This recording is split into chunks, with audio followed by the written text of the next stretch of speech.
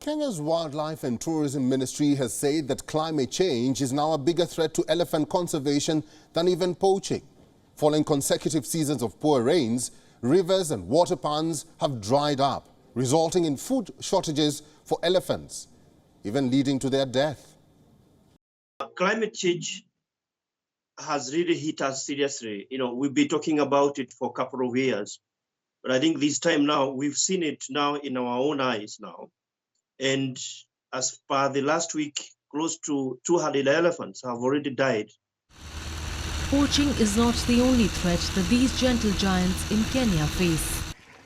Climate change is emerging as a bigger threat for these jumbos. According to Kenya's tourism department, around 179 elephants have died in the last 8 months alone at the Tsavo National Park, one of the largest in the world. Wildlife experts say this is just the tip of an iceberg.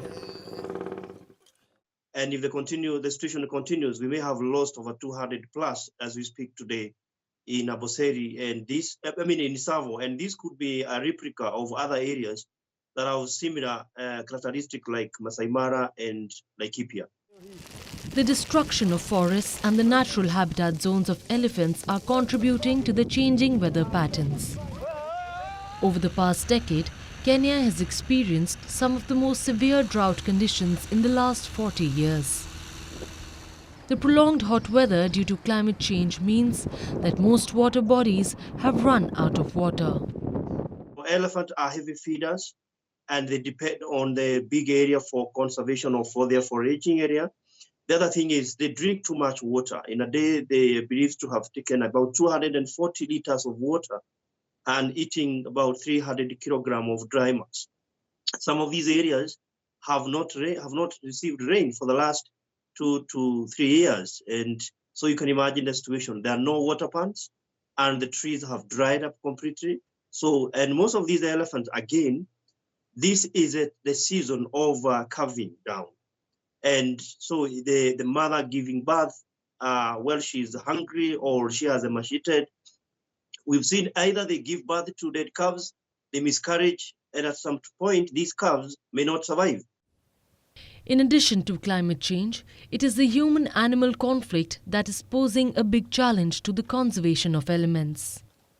What they need to do is basically to open up these corridors, conserve them, and pay off communities, because some are sitting on areas that community have now invested so much. Unfortunately, we have to pump water. We have either provide the boreholes in the park that can provide water for these animals, and also the same water to the livestock that are adjacent to the park, because we cannot conserve our elephants and wildlife without considering the livestock that are adjacent, because should we provide water to one, the other one will interfere with the other one. Conservationists insist that government needs to do more. Financial funding for such conservation programs is the need of the hour. If prompt action is not taken, we might lose many other species of antelopes along with the elephants. According to recent statistics, elephant population in Kenya stands at 36,000, which is a significant improvement from 1989, when the number stood at 16,000.